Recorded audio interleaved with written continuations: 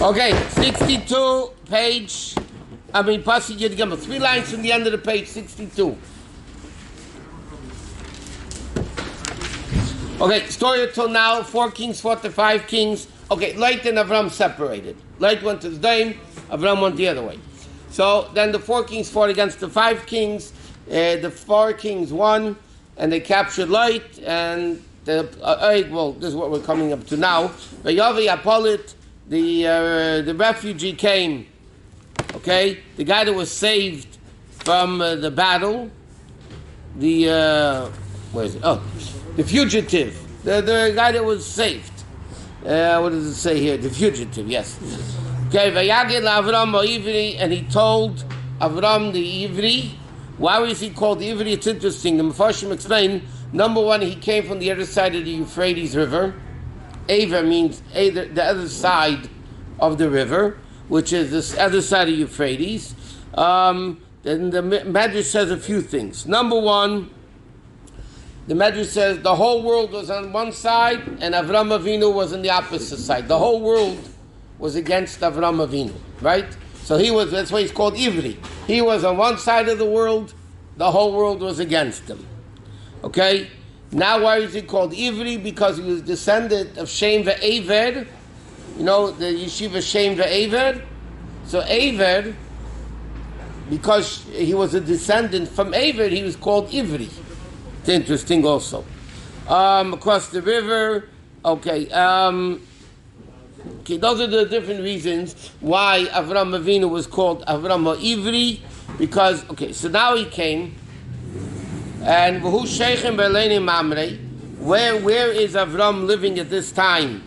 Okay, he's living in the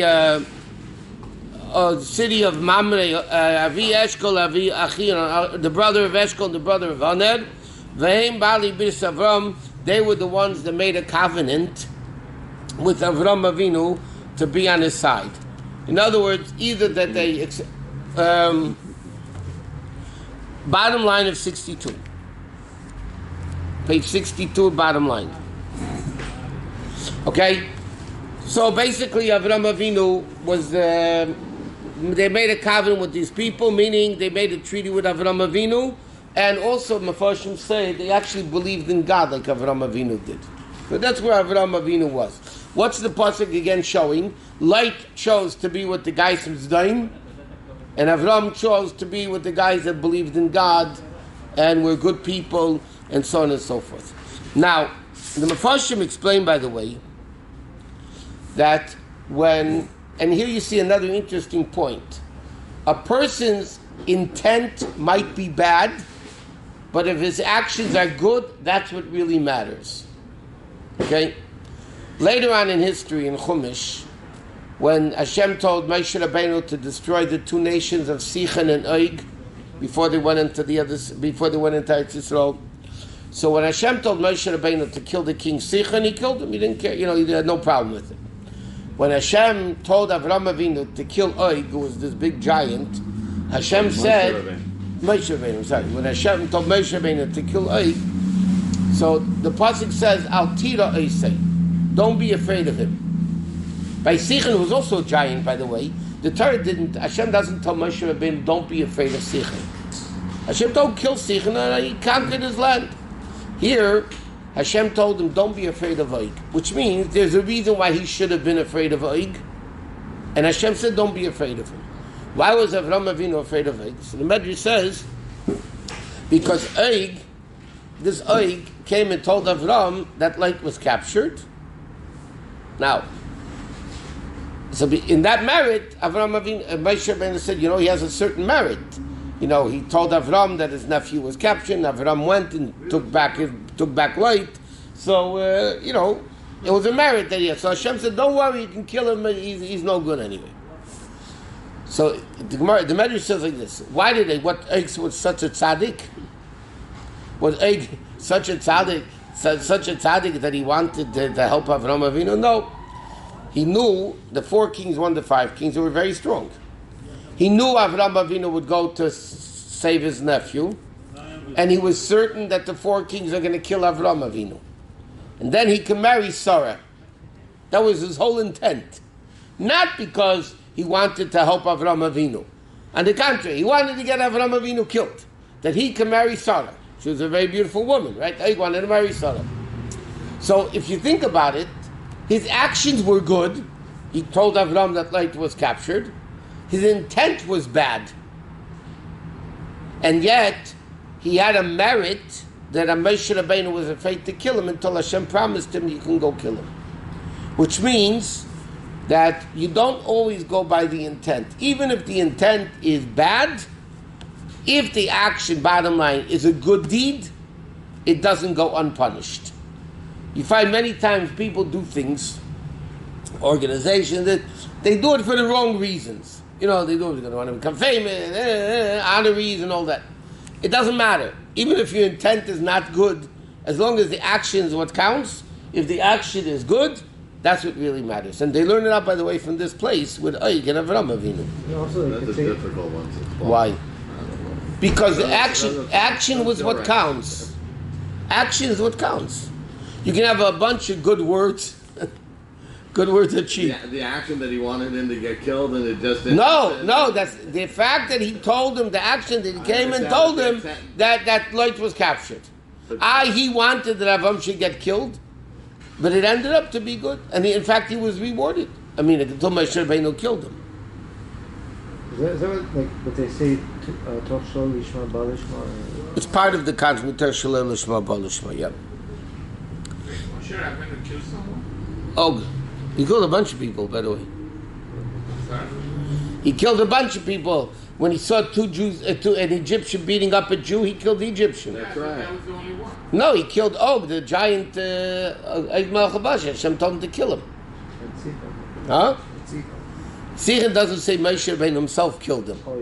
The nation killed him. By Og it says Moshe Rabbeinu himself killed him. In fact, the Gemara says that Moshe Rabbeinu was 10 amas tall, and he took a stick 10 amas, 10 cubits, and he jumped 10 cubits, and he hit Og's ankle, and he killed him. Which the question is it exaggerations, is it mystical meanings, whatever. But over there it says clearly that Moshe Rabbeinu killed him. By Sichon says the nation killed him. How many people did Moshe kill? Did he get credit for any Egyptians besides that? First of all, what difference does it make? I mean, those he killed personally. The red pig. Did he kill any others? I don't know.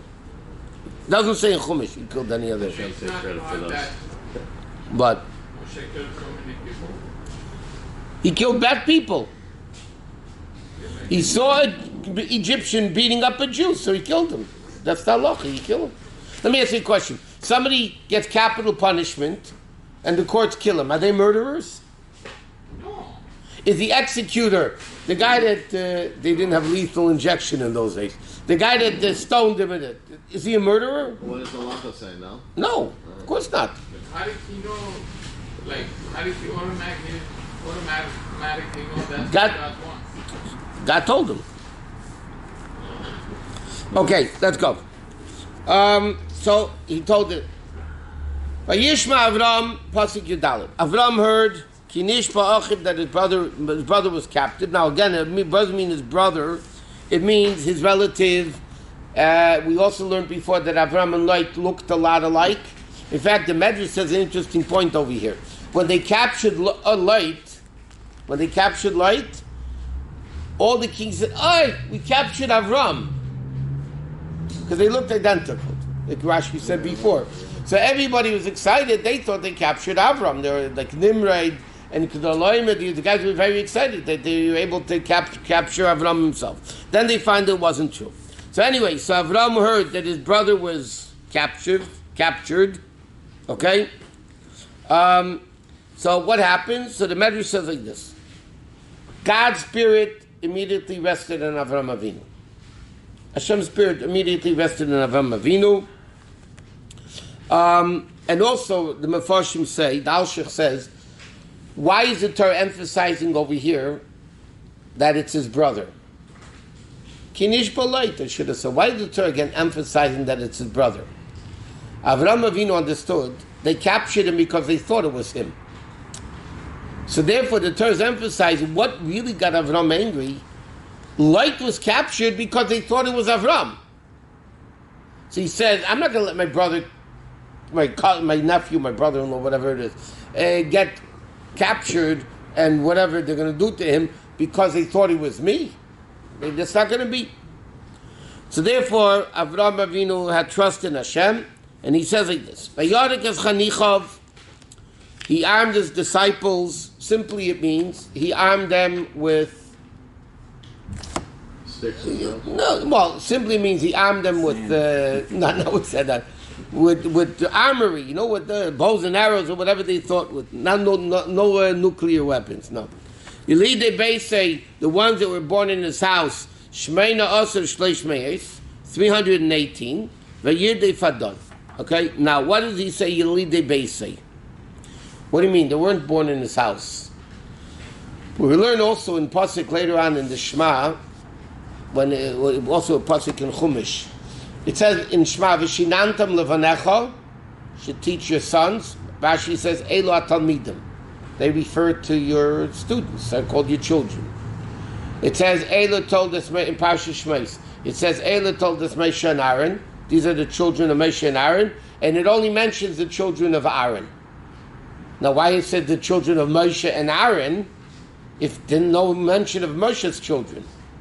But the answer is, Moshe Rabbeinu taught Aaron's children Torah, so they were considered his kids.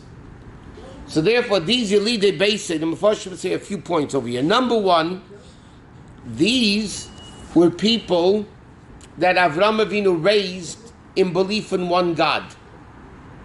Avraham Avinu knew, in order to win against these four powerful kings that killed the five kings and totally destroyed them, it's going to be a godly war.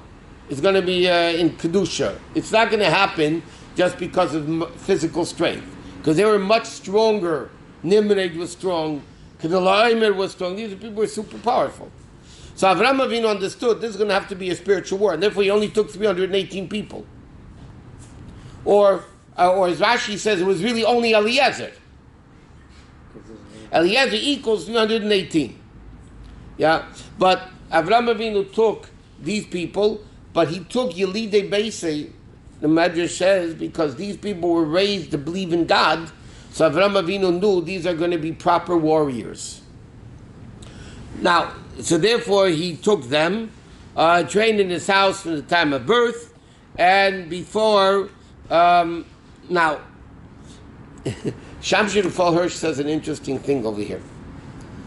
Light, and this you see the importance of education beginning from birth. Light was also raised in Avram's house. Right? Light was also raised in Avram's house.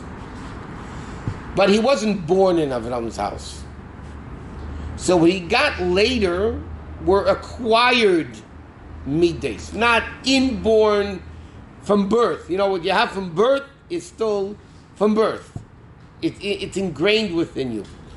So light, as much influence that Avraham Avinu had on him, or even all the soul we learned at the beginning of the Lech Lecha, all the nefesh asher asa b'chadin, all the souls that he made in chad, nothing. There was no permanency from it. After Avraham Avinu died, there was nothing left of them. Why? Because they didn't have it from birth, and that's why, as we'll learn later at the end of the parsha about the bris milah, okay, Avraham Avinu, when he was told by Hashem at the end of the parsha of Lech Lecha that you're going to have a son Yitzchak. So Avraham said to Hashem, "Lu Yishmael Yichel Lefanecha." What's wrong with Yishmael? He was raised in Avraham Avinu's house. What's wrong with Yishmael? So Hashem said to him, "Everything good and fine, but you're going to have Yitzchak." What's the difference between Yitzchak and Yishmael that Hashem taught Avraham Avinu? There's a big difference between Yitzchak and Yishmael. Yishmael had his bris at 13. That's what it says in the Chumash. At the end of Lech Lecha, it says Avraham Avinu gave a bris when he was 99, and Yishmael was born when Avraham Avinu was 86. So when Yishmael had his bris, he was 13. Yitzchak had his bris 8 days old. Right? It's the first Jew ever to be circumcised 8 days old. What's the difference between 8 days old and 13? 13 is bar mitzvah. 13 is maturity. 13 is seichel. Right? Seichel, understanding. 8 days old, not too much maturity at 8 days old. No memory. No memory at all. That's good. It's good there's no memory. So now he wouldn't look at his parents anymore. The male for sure not. So, what does that represent? In fact, also we learned why the number 8. 7 represents time and place. 7 days of the week, right? The next day is the new day, the first day of the next week. Time is divisible by 7. Place and time is 7. 8 represents the supernatural, above time and place. Yeah? So the difference is Yishmael's bond with Hashem was an intellectual bond. Yitzchak's bond with Hashem was an essential bond from birth. Yes, they have an essential bond from birth. In fact, it says in Sfarim, why did Hashem make the bris in the 8th day? Technically, a kid can have a bris in the 4th day, 5th day in the hospital, so you do a bris earlier. Because there has to be a Shabbos. There has to be a Shabbos before the kid is ready for the bris. In the Gedush of Shabbos, the kid needs to have a Shabbos, even though he doesn't know what's going on, but he needs to have the sanctity of Shabbos before he's able to get a bris. So therefore, Yitzchak's relationship with God was above nature, above logic. It was an essential bond.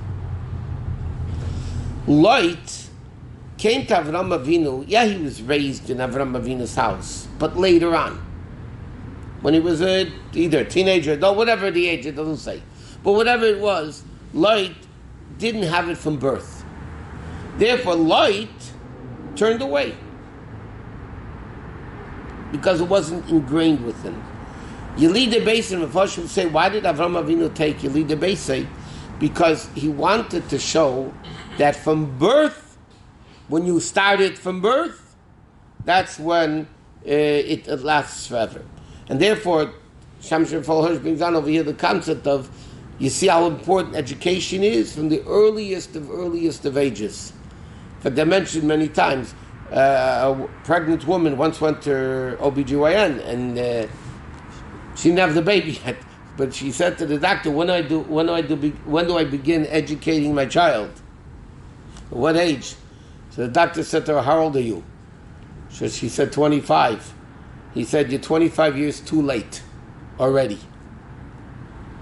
You know, you need to educate ourselves in order to, but education has to be from the beginning. Well, Couldn't you make the same argument though that Avraham was 99 when he had his Brit Milah? I mean, I'm saying. Yeah, but that's when Hashem. But Avraham Avinu is the opposite of that. There's a famous story. The Rebbe Rashab, the 5th Rebbe, when he was 5 years old, he learned Chumash. In Parashat Vayera, after Lech Lecha comes Vayera, that Hashem appeared to Avraham Avinu. Yeah?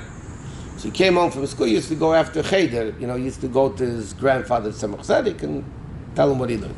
He comes into the Tzemach Tzedek and he starts crying. So the Tzemach said to him, Tzemach Tzedek said to him, why are you crying? He said, why does Hashem appear to Avraham Avinu and not to me? It bothered this 5-year-old kid to the extent that he cried. Yeah? Not why he didn't get a candy.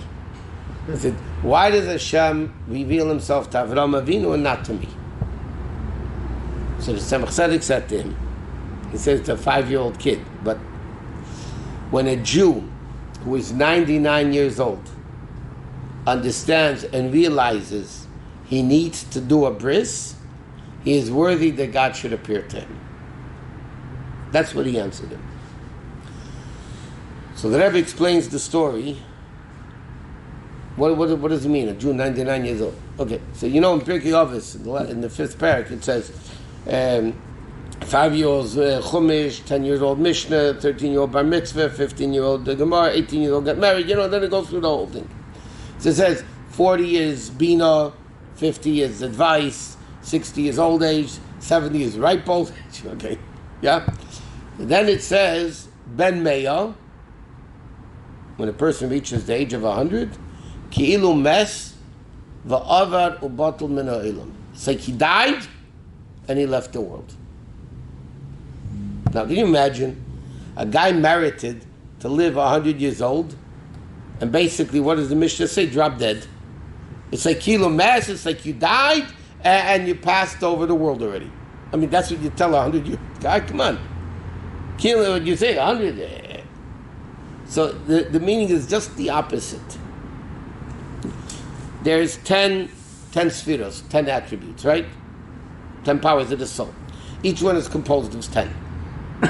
So the number 100 represents a completion of the human being. When all 10 powers, and each one is composed of 10, when they're done to perfection, then you know you reach the ultimate perfection. And that's what the Mishnah says. Ben Meya, when you reach the level of 100, it's like you passed away min ha'olam. Olam means world, but olam means concealment. Olam becomes with halam, that's why it's called olam. Concealment. What you tell the person at the age of 100, you reach perfection, so you are above and beyond olam, the concealment of God. You are now in a pure state of completion. So it's not something you tell them they got dropped dead. Mean you are considered as if you passed over the level of concealment. Now you are perfection of God. Correct? Now, the number 100, therefore, represents completion, perfection. Yeah? 99, if they say you're out there, you're almost there. Yeah, 99 is pretty close to 100. Yeah? So, which means as follows. Let's go back a second. There's a famous a guy asked one of the rabbis of the Gemara, God creates us with the arla, the foreskin, and then he says, cut it off. Why didn't he just make us without it? If he doesn't want it, he says it's mu'usa, despicable, so why did Hashem create us with it? And then he says, cut it out. He should have made us without it. Right? With a very simple question. What's the answer? So he answered him, God didn't make ready bread in the field.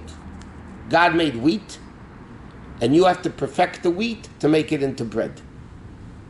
Everything in life is like that. You don't sit down and all of a sudden, like you rub the lantern and the genie comes and you got it all. It doesn't work like that. God created an unfinished world, so to speak, and we have to perfect it. God makes wheat. You can't eat wheat. We have to perfect it and to make it into flour. Hundreds of examples of fruits and vegetables. Okay, with everything like that. But what does it mean? God says, I am making you imperfect because I want you to perfect yourself. I am making an imperfect world because I want you, humans, Jews in our mission, Goyim in their mission, to perfect the world. So the Rebbe Rashab said the Tzemach Tzedek said to the Rebbe Rashab, Avraham Avinu at 99, he's almost at perfection. So the guy would think, okay, Dayenu, I'm done already. He still realized he needs to do a bris. He is worthy that God should reveal himself. That's a much different concept than the 13-year-old teenager Yishmael. Okay, so that was Avraham Avinu's uniqueness. And he couldn't have done it from birth because he wasn't given the mitzvah yet. When he was given the mitzvah, he did it. The other thing that's unique about Avraham is that he was also not raised in a household with. Correct. He was about to. What made Avraham? We will do this a million times. What made Avraham the first Jew? Why wasn't Noach the first Jew? He was a nice guy, pretty good guy. The Torah says, because remember, because Avraham Avinu did it on his own. God spoke to Noach. Avraham Avinu did it on his own. That's what made him great. Okay. Okay, so now he said, why did he take 318 people? So there's a lot of different interpretations of it. Some people say that's all he found of these religious people, so to speak. So that's what he took. Other people say that no, actually there was servant Eliezer, who equals 318, right? And these are the ones he trained, and that's what he took. Okay? Now, Why are they called one say, Rabbeinu B'chai says an interesting thing, or B'chai, B'chai, whichever way you pronounce it. He said, Avraham Avinu, because the passage says 318. And yet the Medrash says it was Eliezer. So it says he took 318 people, but the only one that really fought was Eliezer. They all got scared. They actually all got scared, he says. They're afraid of the impossible odds. Okay? So Avraham Avinu said, you know what? Like it says in the Chumash, if you're feeble, weak-souled, get lost, I don't want you. So then, he ran until dawn. Why did he run until dawn? So Rashi says in the Gemara, dawn was where Yerovam ben Nevat put up idols. Later on in history. When Avraham Avinu, again, this is all a spiritual battle, because there was no way physically he would win them. So he says, he came to dawn and he foresaw that Jews are going to put idols there, so he weakened. Only chased him till dawn. In the simple meaning of the pasuk, that's what he needed. They didn't need anything more. And the pasuk says like this: "Vayicholek aleim laila." Okay, it says like this: he and his servants deployed against them all night. That's the simple meaning. Hu va'avadav vayakem vayidefem at Chayva. He pursued them into the city of Chayva, which was on the left of Damascus, which means the north of Damascus. Are they slaves? These guys are fighting? Yeah, they were Yelidei Beisei, the ones that were born in the south for maidservants. Yeah. Okay, so They weren't just children. What it means is like this. So what do you mean, how does night get in here? Okay, he divided the night. So Rashi says, number one, even at night he kept going without night goggles. Another interpretation of Medrash, by the way, says he waited until night when it was dark. They were sleeping, the enemy, and they were all drunk. At night, they used to drink. What do they do? So, Avraham Avinu's in the warfare, understood that he's going to make sure they're tired and drunk, and he did it. He did it that way. The confusion of Barbanel says that he did it when they were sleeping to confuse them, that they should think it's a much greater army than it was. Another thing, it says like this. Some Mefarshim say, and this is a strange thing, that for the first half a night, the kings had the upper hand. Second half of the night, that's when Avraham Avinu won. But the first half, they were winning. Okay? Another thing it says, that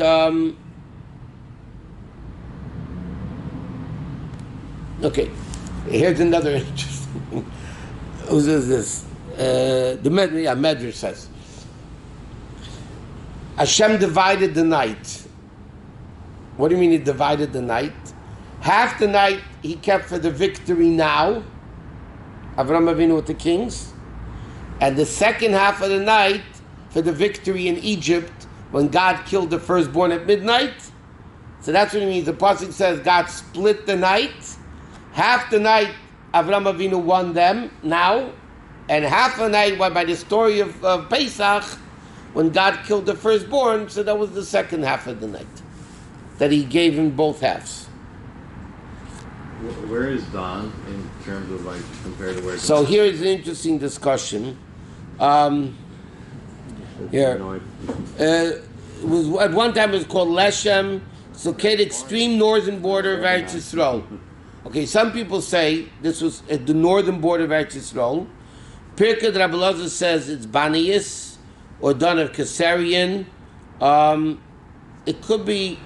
By the way, there's a question: is Dan wasn't even born yet. So again, the Mefarshim explained there was a city in the time of Avraham Avinu called Dan. So how far is it that he went to? He went to. It doesn't north of say how far. Damascus, and He this- ran. He ran to Damascus. So that could be days, weeks. No, it was one night. Did it in one night. It says, Taka, they bring down an unbelievable miracle over here. Here. What did they Speed bump. F-14s? Okay, Ramban explains, again, Rashi and Ramban explains things according to the simple meaning of the pasuk, and then you have, Ramban explains he chased them for many days to Chayva, forcing him out of the land. Okay? He turned around and came back. In other words, he made sure they went back to Bavel, to Babylon, and then he came back. According to the rabbis, however, a great miracle occurred there. Avram traversed this great distance from his home of Mamre to Chova in a tenth of the time. He just had what's called Kfitzas Haderech in the tenth of the time. So there he did this job in one night. Wow. It's wild. Well, again, the whole thing is a miracle here. Like the 6-day war. This, The 6-hour war. Yeah. no, but this is a listen. That's This is obviously a spiritual war. You're talking about the superpowers of the world against. It's like David against Goliath. I mean, come on. This is like. But this was the miracle that Hashem did. It was a miraculous war, and that's what He did. It's very interesting. Josephus. So he also says the historical. You know the book Josephus. It's not Torah. It was written in the time of the second base from a historian called Josephus, Josephus in Hebrew. He wrote the historical events of a lot of Jewish history, and even though it wasn't considered Torah, because he wasn't, I don't even know if it was Jewish or not, whatever. He converted it. Something like that, but he wasn't, but it was authentic. And he writes over here like this, when Avraham heard of what happened to Light,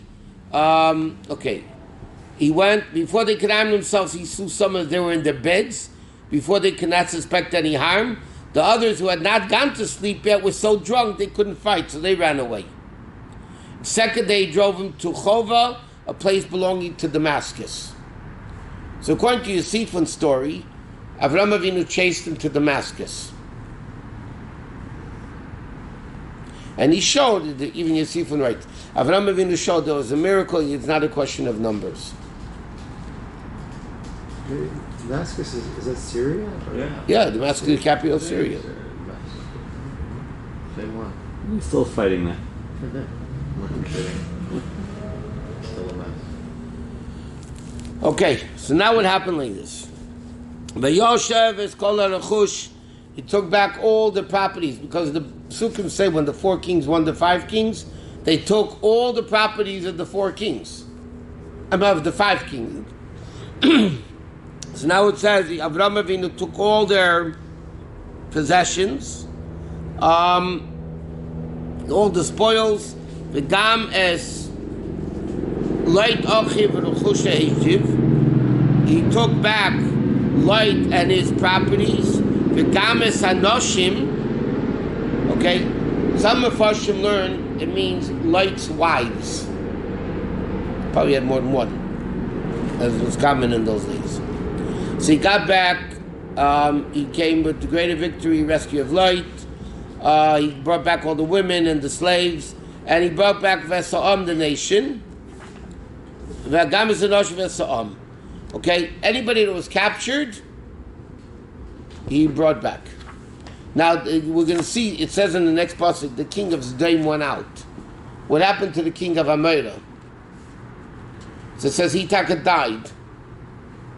Hitaka died. Before it said, when they were running away from the 4 kings and 5, they sunk into quicksand. Remember, they couldn't get out. So the king of Amorah died. The king of Zdaim miraculously was saved. And therefore he had a lot of chutzpah. He didn't recognize the miracle that happened to Avraham Avinu.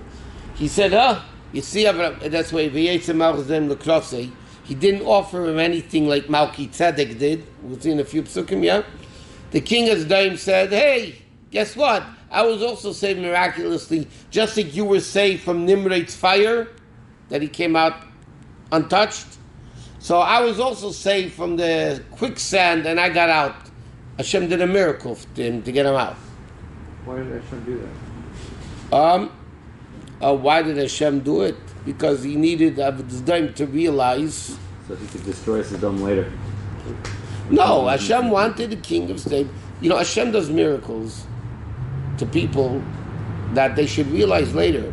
I'll give you a simple example in Chumash. Later on in Chumash, obviously. After the splitting of the sea, all the Egyptians died. So it says, Ad Echad. That from the Egyptians, not simply means not even one was saved. All the Egyptians drowned in the sea. Yeah? The Medrash says, Ad Echad means all the Egyptians were drowned except one. Who was it? Pare. God did a miracle by the splitting of the sea, the Medrash says, that Pare was saved. This Pare, you know what we read, Mafter Yonah? The story with the king of Nineveh. Yonah was afraid to go. Okay. The king of Nineveh, the Medrash says, was Pare, who was saved from the Yam Suf. That was many years later. Many years later. It was the same guy. He became the king of Nineveh. Now, why did God save him from the drowning? God could have killed him too. He was just as bad as everybody else. Why did God kill him? Save him. That he should go out and realize the miracle God did for him. And therefore, when Yonah finally got out of the whale, and he went to the city of Nineveh and said, God is telling you to do tshuva or else, the king of Nineveh got up and proclaimed a fast for 3 days. Because he knew from past experience that when God says something, he means business. He means it. So therefore, God does miracles like that to wicked people for them to realize the greatness of God and to do something about it. So God saved the king of Sodom, even though it was a corrupt country, that's where Lot went there, right? God saved Pare. God wanted why him and not the guy of a murder? I don't know. The Mefarshim say the fact that the pasuk says only the king of Sodom went out means he was the only one that was saved from the kings. So all 5 kings, the other guys all died, including the king of Amorah. Why was Sodom saved? That he should be able to talk to Avraham and realize the greatness that Avraham did. Hashem does a lot of interesting things, a lot of interesting weird things, which is, sometimes we're lucky that the Torah teaches it to us, what the reason is. It's there, the Medrash says, like he says, just as you descended from the fiery furnace and were saved, I also descended from the slime and was saved. And the Ramban said, what happened to the king of Amorah? Apparently, the Ramban said he died. That's why the Torah doesn't mention it.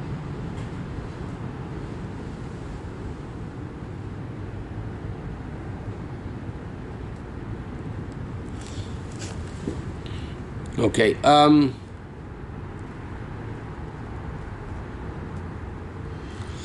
in fact, other Mefarshim say, and we'll finish with this, other commentaries say, why the king is named merited because of Avraham Avinu to be saved. Because of Avraham Avinu, he was saved. Why? It could be, by the way, because Light lived in his country, or city, whatever it is. So Hashem saved the king in respect to Light. Because of Avraham. Really because of Avraham. But why was the miracle done? Because Light and the merit of Avraham, so this was his king, so Hashem saved him for that reason. Could be. Okay.